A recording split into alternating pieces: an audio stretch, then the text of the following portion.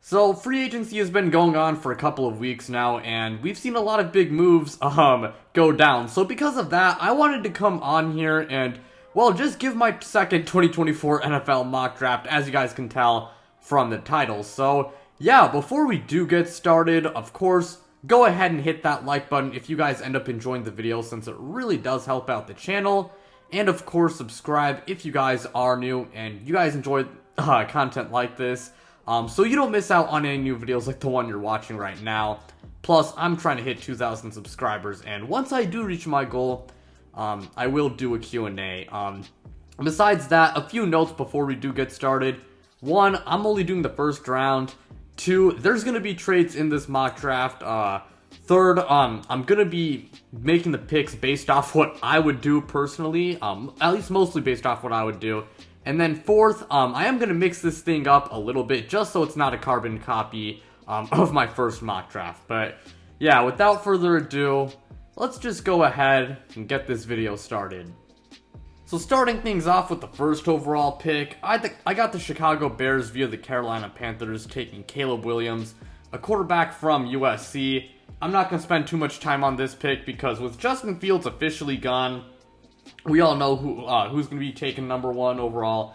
Caleb Williams, he's not perfect by any means, but he is one of the best quarterback prospects in recent memory, and he very clearly is the best quarterback in this year's draft class. So, yeah, the Bears, they're going to be taking Caleb Williams. He might as well just start looking for homes in the Chicago area, but anyways, moving on at the second overall pick, I got the Washington Commanders taking Drake May, a quarterback from UNC. Now, there are rumors that the Commanders might actually take Jaden Daniels since he's, the most mobile quarterback in this year's draft. And mobile quarterbacks, really mobile quarterbacks, true mobile quarterbacks, they fit Cliff Kingsbury's offensive system way better. And I totally get that. But with that said, Drake May is clearly the second best quarterback in this year's draft, so I'm just going to go ahead and stick with him at number 2. I mean, the guy's big. He has incredible arm strength. He has good accuracy. He is a pretty good processor. He has solid pocket presence, and he can play in and out of structure. And, while he's not as mobile as Jaden Daniels, he can still run. So, yeah, Drake May, I think he's clearly the second best quarterback in this year's draft. And, if you're any NFL team that needs a quarterback, I'd love to have him. So, yeah. Now at the third overall pick, I do actually have it. I do have a trade. I got my New England Patriots. We're going to be trading back with the Minnesota Vikings. Now, we're going to be trading the third pick to the Vikings while we end up getting pick 11, 23, 129, and then the Vikings 2025 first round pick. And with the third overall pick via the Patriots, I got the Vikings taking Jaden Daniels, a quarterback from LSU.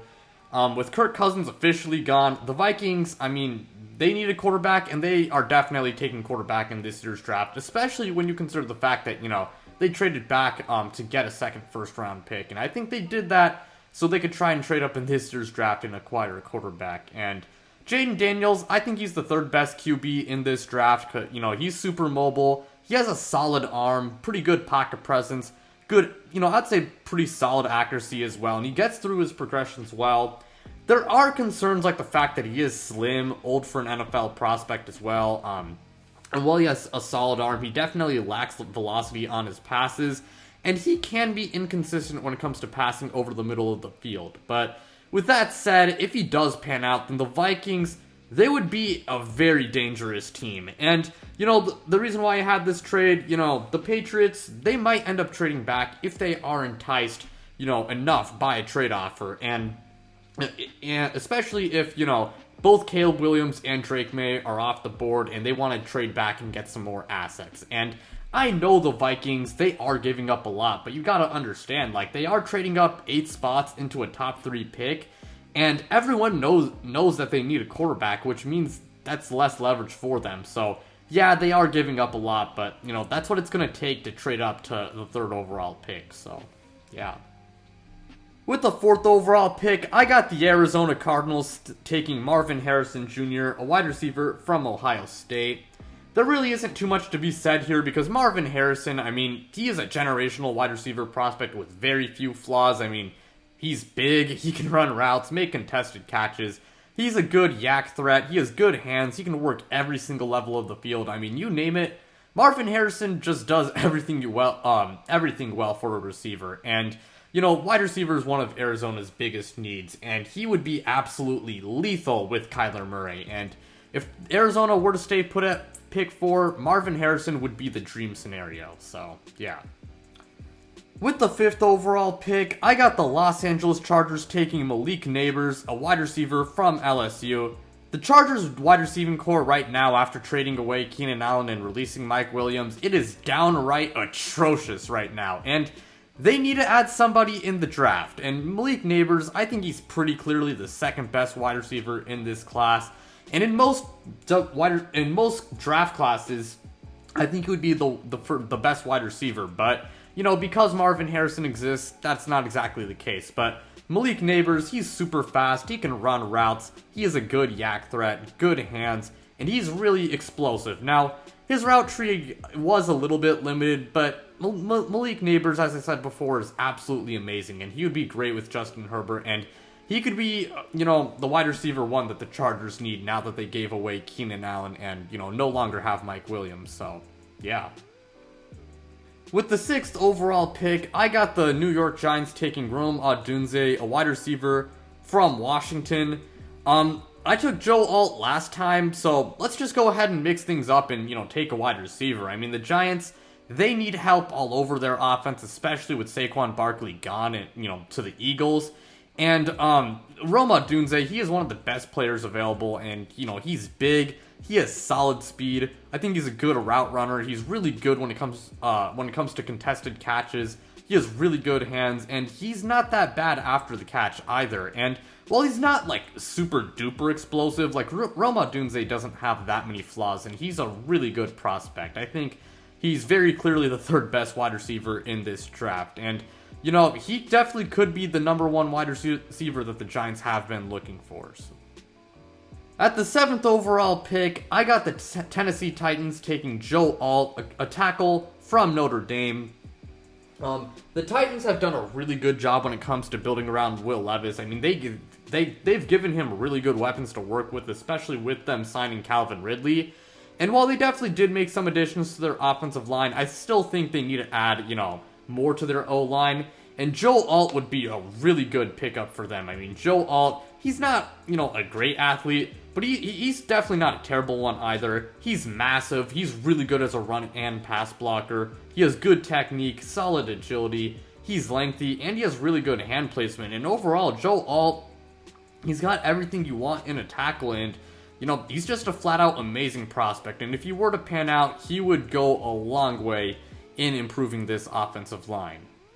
With the 8th overall pick, I got the Atlanta Falcons taking Jared Verse, an edge rusher from FSU. The Falcons have done a really good job improving their offense. They added Kirk Cousins, which gives them stability at quarterback. They also added Darnell Mooney to improve their pass-catching group. So I think it's time that they, improve their pass rush. And Jared Verse, in my opinion, is the best edge rusher in this draft because he's explosive, has good technique, he's lengthy, has a good motor, and he's a really smart player. So Jared Verse, I think he could really help improve this pass rush. And yeah. With the 9th overall pick, I got the Chicago Bears taking Laiatu Latu, an edge rusher from UCLA. Now, the Bears have done a really good job to support Caleb Williams offensively, so I decided that I just take an edge rusher here since, again, the offensive talent around him is amazing, and they do need an edge rusher next to Montez Sweat. And Laiatu Latu, I think, is the 2nd best edge rusher in the draft. I mean, he's big, has good technique, he sheds blocks well, he's a phenomenal pass rusher, he's really explosive, and he has a great motor as well. I think the biggest concerns with him is medical concerns, because he did have a bad injury history that forced him to, in fact, temporarily medically retire. And along with that, I think he can improve his ability to stop the run, but I think he would be a really good partner in crime next to Montez Sweat. With the 10th overall pick, I got the New York Jets taking Olu Fashanu, a tackle from Penn State. The Jets did sign Morgan Moses and Tyron Smith, and I do like those additions, but the thing is, both of them are old, and Tyron Smith, for as good as he is, he's super injury prone, and Olu Fashanu, he's easily the 2nd best tackle in the draft because he's big, he's agile, he has good technique and footwork, and he has a really good motor. And I think Olu Fashanu, he could be really good insurance in case one of Tyron Smith or Morgan Moses gets injured, and eventually Olu Fashanu could be a long-term starter. So again, I get if you are the Jets and you choose to take like a pass catcher right here because you feel like you've done enough to address your offensive line, but me personally, I'm going to take Olu Fashanu for this mock draft. So with the 11th overall pick via the Vikings, I got my New England Patriots taking Bo Nix, a quarterback from Oregon. Now, as a Patriots fan, we could have gone in like a lot of different directions here, and I had a really tough time deciding, but I just went with a quarterback because I doubt any of the top 6 quarterbacks in the draft are going to be left at number 23, and it's highly rumored that we'll take a quarterback in this year's draft, which makes perfect sense since we need a long-term answer. But anyways, like, Bo Nix, he has great arm strength, he can run, he's really accurate, he's a great decision maker, he can create out of structure, and he's just a solid all-around player. Now, he is old for an NFL prospect, and the system that he did play in, it made reads easier. I'll admit that, even as an Oregon fan. But that said, I think Bo Nix is a really good prospect, and he definitely could be our franchise quarterback. And as a Patriots and Oregon fan for college football, I'd be stoked if we got him. So, yeah. Now at the 12th overall pick, I do have another trade. I got the Denver Broncos trading back with the Rams. The Broncos will get picks 19, number 83, number 155, and number 209, while the Rams will get pick number 12. And with the 12th overall pick via the Denver Broncos, I got the Rams taking Jerzon Newton, a defensive tackle from Illinois. The Rams have a lot of late-round picks and just like a lot of draft picks, so and 2 third-round picks as well, so I think they could trade up. And the Denver Broncos, while they do need a quarterback, they have a lot of needs in general, and I could definitely see them trading back for more picks. And the Rams, they got to improve their defense. I think they have addressed their secondary quite well, and I did take a cornerback last time, so let's just go ahead and mix things up by taking defensive line. And Aaron Donald, he retired recently, and with Aaron Donald gone, I think they're going to need to do something about their defensive line. And Jerzon Newton, he can shed blocks, stop the run well, he has good technique, he has good pass rush moves, good bend, good motor, and he uses his hands well. Really, my only concerns with him is the fact that he's a little bit undersized for a defensive tackle, and his get-off is kind of slow, but I really like Jerzon Newton, and I think he's easily the best defensive tackle in this year's draft, so with the 13th overall pick, I got the Las Vegas Raiders taking Terrion Arnold, a cornerback from Alabama. The Raiders could go in a lot of different directions here, and I did take a quarterback last time, but this time, I'll address their defense. Terrion Arnold, to me, is the best cornerback in this class because he is fast and explosive. He has good ball skills, he's good in zone coverage, and he also has pretty good instincts and is a really smart player. Now, I think he can improve in man coverage, but he would be a really big boost for this Raiders defense. And, their cornerbacks definitely could use some improvements, because Jack Jones, he is pretty good, but, and then you got Nate Hobbs, who's decent, but, again, cornerback, it is kind of a need for the Raiders, and I definitely think they could take a corner here, like Terrion Arnold. With the 14th overall pick, I got the New Orleans Saints taking Brock Bowers, a tight end from Georgia. The Saints, I think they could enter rebuild mode soon, but I'll just go ahead and take the best player available here. I mean, Juwan Johnson isn't bad, but like Brock Bowers is a generational tight end prospect. I mean, the dude is fast, athletic, he can run routes well, he's good after the catch, he has good hands, and I'd say he's a decent blocker. Not a great one, but he's a decent one. And while he is a bit undersized for a tight end, he would be a really good second receiving option next to Chris Olave, and that is something the Saints really need. So, yeah, I just decided to go with Brock Bowers here. With the 15th overall pick, I got the Indianapolis Colts selecting Kool-Aid McKinstry, a cornerback from Alabama. I know he did suffer a foot injury, but he is one of the best cornerbacks in this draft, and while he has been slipping, I think a large part of it is because of prospect fatigue. Kool-Aid McKinstry, in my opinion, is still the second best corner in this class. He is fast, he has good ball skills, he has good hips, he is a willing tackler, and he can play on special teams as well. The Colts, they really need help at cornerback, and I think you'd be a fantastic addition. Now at the 16th overall pick, I do have another trade as well. I got the Seahawks trading back with the Green Bay Packers, and I got the Seahawks receiving pick number 25, pick number 58, and pick 169, while the Packers end up getting pick 16. And with the 16th overall pick, I got the Green Bay Packers via the Seahawks, taking Cooper DeJean, a cornerback from Iowa. The Packers, they do have quite a bit of draft capital, especially in the top 100, so I think it is plausible that they do trade up in the first round. And Seattle, they could trade back for more assets since they do not have a second round pick, and they do have a few needs. So I took offensive line last time for the Packers, and I'll mix it up and take Cooper DeJean because they could use some help in the secondary at cornerback and at safety, even though they did sign Xavier McKinney. And Cooper DeJean, he's super versatile. He can play cornerback and safety. He's really athletic. He has good ball skills. He's a smart player with great instincts. And overall is just a really good player. His hips are a little bit tight, but that said, I think Cooper DeJean would be a really fantastic addition to this team. And Cooper DeJean has been mocked to the Packers a lot, and I definitely see why. So, at the 17th overall pick, I got another trade as well. I got the Jacksonville Jaguars trading with the Cardinals. The Jaguars will get pick number 27, number 66, and number 138, while the Cardinals will get number 17. And with the 17th overall pick via the Jaguars, I got the Arizona Cardinals taking Dallas Turner, an edge rusher from Alabama.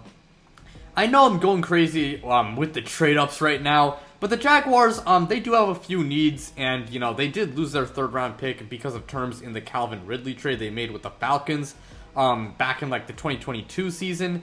And the Cardinals have a lot of picks, and they have several in the top 100, and like the Packers, I think they could trade up because of the sheer amount of, draft assets they have. And the Cardinals, they need a lot of help on defense. And Dallas Turner, he's one of the best defensive players available. He is super athletic, has good pass rush moves, he's really lengthy, and he sets the edge well. I think he can improve his run defense and put on some more weight, but Dallas Turner would be a fantastic addition to this Cardinals defense. With the 18th overall pick, I got the Cincinnati Bengals taking Adonai Mitchell, a wide receiver from Texas. Now this might come as a bit of a surprise to some people, but the Bengals did improve their offensive line by signing Trent Brown, and I think they just really need a better left guard for the time being, and they could definitely address left guard later on in the draft. But I decided to mix things up a little bit and take a wide receiver, but there is some justification behind this pick because I don't know if Tyler Boyd will resign, and T. Higgins, while he did get franchise tagged, I think there's a high chance he does leave via trade, since they may not be able to, pay him. So, and I don't think they want to lose him for nothing. But Adonai Mitchell, he's one of the best wide receivers in this draft, as he's fast, really tall, he's lengthy, a good route runner, and he has solid hands as well. He does drop a few passes, I will say that, and he is a bit lengthy, and because of that, he does struggle with play strength. But that said, Adonai Mitchell's a really good prospect, and I think you'd be absolutely lethal next to Joe Burrow, with Joe Burrow throwing him the rock, and he also has Jamar Chase to, take away some attention. So, yeah, if T. Higgins were to ever get traded, I think Adonai Mitchell would be an amazing replacement. With the 19th overall pick, I got the Denver Broncos taking J.J. McCarthy, via the Rams. I got them taking J.J. McCarthy, a quarterback from Michigan. Now, I do think Michael Penix is a little bit better than J.J. McCarthy, but I will say, Michael Penix is a bit inconsistent under pressure, and I feel like Sean Payton might want a guy who, is better under pressure, since that's something Russell Wilson did struggle with, and Sean Payton doesn't really seem like that big of a fan of Russell Wilson, which is a big reason why they moved on from him. And J.J. McCarthy, we should also note that he is a lot younger than Michael Penix, and I think he is, has more upside than him as well. I mean, JJ McCarthy, he is raw because his deep accuracy, it can be streaky. He does struggle when it comes to throwing with anticipation and throwing with touch. I think he can, make some bad decisions as well. And he does have a bit of a slim frame. But JJ McCarthy at the same time, he has really good physical tools. I think he has good pocket presence, pretty good mechanics. He can create out of structure. He's really good in the short, throwing in the short to intermediate areas.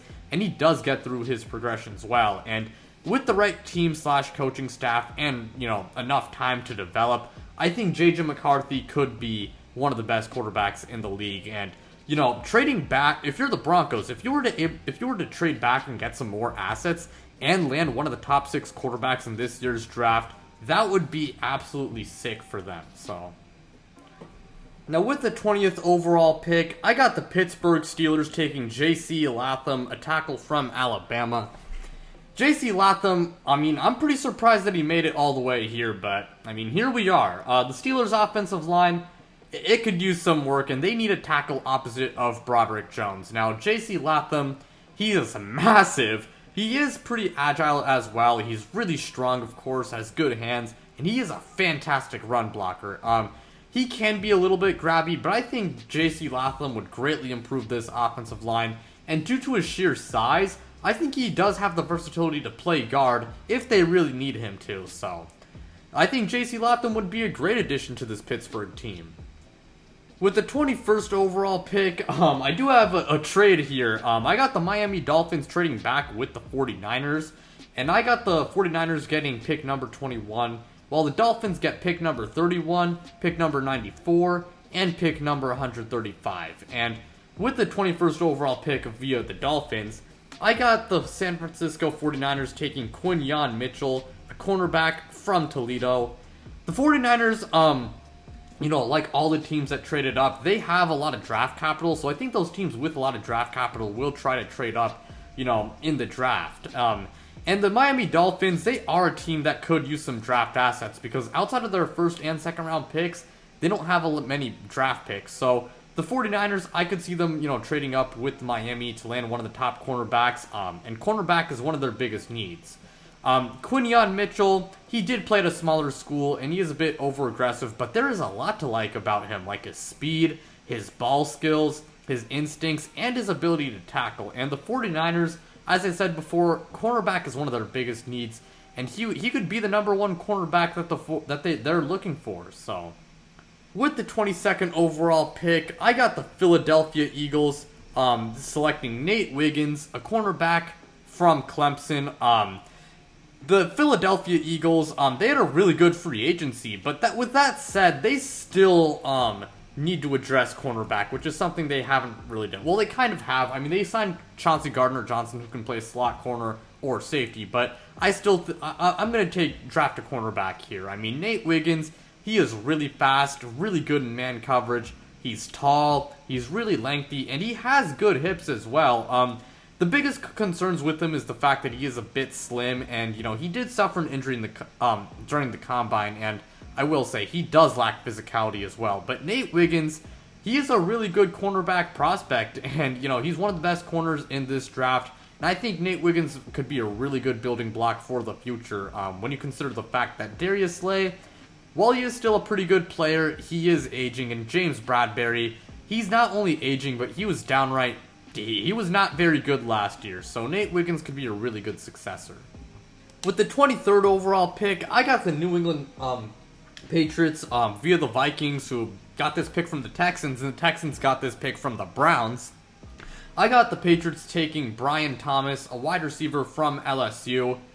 Now I can see why you might choose Taliesin Fuaga here, but with that said, we do need a wide receiver 1. In this wide receiver class, I'll admit, it is deep, but I think a lot of teams between 24 and 33 could take a wide receiver. Also, Taliesin Fuaga is a right tackle, just like Michael Onwenu, so that could cause some issues, but yeah, I'm taking Brian Thomas here because he's fast, he's a good route runner, he has good hands, he's really tall, and he's a really good deep threat and pretty good after the catch as well. And I think if he did pan out, then he could give us the wide receiver 1 that, this team has been looking for. So, yeah, Brian Thomas, I'd be stoked if he ended up on the Patriots. So, I don't know if it'll happen, but it would be pretty sick if he was a Patriot. So, with the 24th overall pick, I got the Dallas Cowboys taking Taliesin Fuaga, a tackle from Oregon State.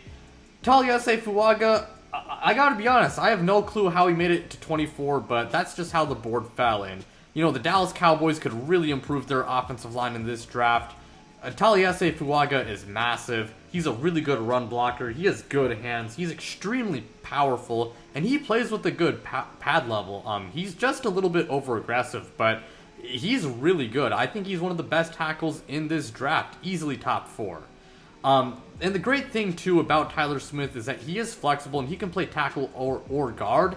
And Taliesin Fuaga, he's a guy who I think, frankly, could do the same due to the fact that he is massive. So, yeah, if you're a Cowboys fan and Taliesin Fuaga made it here, and you guys were able to scoop him up, I would be absolutely stoked, because they need to improve that offensive line, and, Fuaga is one of the best O-linemen in this draft. With the 25th overall pick, I got the Seattle Seahawks via the Green Bay Packers taking Byron Murphy II, a defensive tackle from Texas. So I addressed their offense last mock draft, and I decided, you know what? Let's address their defense this time. And the Seahawks' interior D-line really isn't that great outside of Leonard Williams. And Byron Murphy, I think, would be a really big boost. I think he's pretty clearly the second best D-tackle in this draft. A lot of people have him as their best. Me personally, I don't think he is the best, but I think he is the second best. And Byron Murphy, yeah, he doesn't take on double teams well, and a large part of it is because, he is shorter than most D tackles, but Byron Murphy is really explosive, has a great get-off, he's agile, and he has really good pass rush moves, and he'd be a really big boost to this defense. With the 26th overall pick, I got the Tampa Bay Buccaneers selecting Jackson Powers Johnson, an interior O-lineman from Oregon. This was kind of an easy pick for me. I know last time I think I took Dallas Turner for the Buccaneers, but this time I'm addressing the interior of their offensive line because it is not very good. Jackson Powers Johnson, he is the best interior O-lineman available in my opinion, as he has good technique. He's pretty powerful, pretty athletic, and he uses his hands well, and is overall just a really good player, and he'd be a really big boost to their offensive line. So, with the 27th overall pick, I got the Jacksonville Jaguars via the Cardinals and via the Texans, taking Ladd McConkey, a wide receiver from Georgia. Now, the Jaguars could do a lot with their first round pick, and, last time I went O-lineman, so I'll take a wide receiver and mix things up. And after losing Calvin Ridley, the Jaguars, they really do need a wide receiver, and Ladd McConkey, he has a super high floor as he's a tremendous route runner. He is fast, he's a good yak threat, he has good hands, and he's a guy who can play on the slot, but also outside as well. And now, he isn't the best when it comes to grabbing contested catches, and neither is he the biggest. Like, he is 5'11 to 6 foot, which is a good height, but he's not exactly the heaviest, as he's like 185 pounds. But I think Ladd McConkey could be a really good replacement for Calvin Ridley, and he would be a great addition to this Jaguars team. So, with the 28th overall pick, I got the Buffalo Bills taking Troy Franklin, a wide receiver from Oregon. The Bills could use another outside wide receiver, as they got Stephon Diggs, obviously.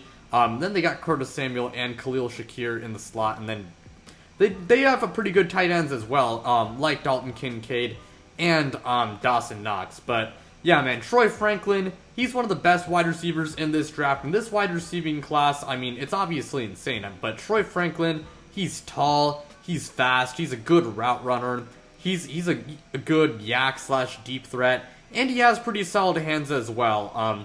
Just the main concern with him, coming from an Oregon fan, is that, he is thin, and he also isn't the best when it comes to grabbing contested catches, but I think he'd be a really good addition to this Bills team. And, I will say, though, while he would be a good addition, as a Patriots fan and an Oregon fan, like I said before, I would hate it if Troy Franklin went to the Bills, but again, it would be a good pickup. With the 29th overall pick, I got the Detroit Lions taking TJ Tampa, a cornerback from Iowa State. The Lions did trade for Carlton Davis, but I think they still need a number 1 corner, and they also released Cameron Sutton because of legal issues. And I will say, I think Kamari Lassiter is actually a better prospect than TJ Tampa. But TJ Tampa to me is a better fit, as he's way better in man coverage. And TJ Tampa, you know, I still do have like a late first round to like early second round grade on him. And Tampa, he's tall, he is lengthy, he has good ball skills, and like I said before, he can play in man coverage, but he can also play in zone coverage, and he also does have good speed as well. It's just, you know, his hips are a bit tight, and he can fail to wrap up as a tackler. That's the biggest problem with him, but I think TJ Tampa, if he did develop well, could really turn into a #1 corner that the Lions, you know, desperately need, because a real #1 corner could take the Lions over the top, and you know, they could possibly win the Super Bowl next year. So with the 30th overall pick, I got the Baltimore Ravens taking Braylon Trice, an edge rusher from Washington. The Ravens, they can go in a variety of different directions, and I took Brian Thomas last time, but they could use some help at edge rusher, as you know, they did lose Jadeveon Clowney. And right now, I mean, their edge rushers just really are not that good. Braylon Trice, he's pretty big. He has good pass rush moves. He has a good motor. He uses his hands well, and he's quite powerful as well. The biggest downside with him, I think, is the fact that he just really is not that explosive. And he doesn't take on double teams very well. But I think Braylon Trice is actually pretty good, and he'd be a really big boost to this defense. So now with the 31st overall pick, I got the Miami Dolphins via the San Francisco 49ers taking Michael Penix, a quarterback from Washington. Yeah, man, I know it's in the thumbnail, and some of you guys might have thought that was clickbait, but no, I actually have him going to the Dolphins, and this is a bit of like a hot take pick and like a crazy pick that is going to rile up some people. Now, I want to make something clear. I don't think Tua is a bad quarterback. I think he is a decent quarterback. But I do have my doubts about him, if you can win a Super Bowl with him at the helm, as, you know, he does limit Miami a little bit due to his pretty mid physical tools. And I think the bigger problem is the fact that he hasn't really proved that he can play well in big games, which is, you know, it's caused the Dolphins you know, problems the last 2 years. And along with that, Tua does have a bit of an injury history. Now, I know Michael Penix isn't perfect, because like Tua, he does have a bad injury history. His ball placement can sometimes be inconsistent, and he's also pretty inconsistent when it comes to his ability to handle pressure. And he is a bit old for an NFL prospect. But with all of that said, Michael Penix is one of the best quarterbacks in this draft. You know, he's still pretty accurate for the most part. He is a good processor. He has tremendous arm strength, and I think he has decent mobility. It's not crazy, but he has enough to, he can definitely scramble for a first down. And I do think that he has the potential to be a great quarterback, and a great quarterback could really push the Dolphins over the top and, help them win some playoff games and possibly a Super Bowl in the future. And, again, Tua, he's not a bad quarterback, but, I have my doubts about if he can win a Super Bowl. And if I were the Dolphins, I would not hand Tua a massive contract just yet, so. And with the 32nd overall pick, I got the Kansas City Chiefs taking Jordan Morgan, a tackle from Arizona. The Chiefs, they did sign Marquise Brown in free agency, and I know a lot of Chiefs fans would really like to take a wide receiver here, even though they did sign Marquise Brown, and I totally get it. But with that said, I did want to mix it up a little bit, and they do need a tackle opposite of they just really need a tackle, and Jordan Morgan, he is one of the best tackles in this draft. He's a good pass blocker. He has solid athleticism. He has strong hands, and he has pretty good size as well. I think he just needs to, have more consistent footwork. But I think Jordan Morgan would be a really good pickup for the Chiefs. But that's all I got to say for this video. Thank you guys so much for watching. It really does mean a lot to me. Again, like, subscribe, do all of that stuff, and then check me out on social media. The links to my Twitter and Instagram are in the description below. But without further ado, I'm out, you guys.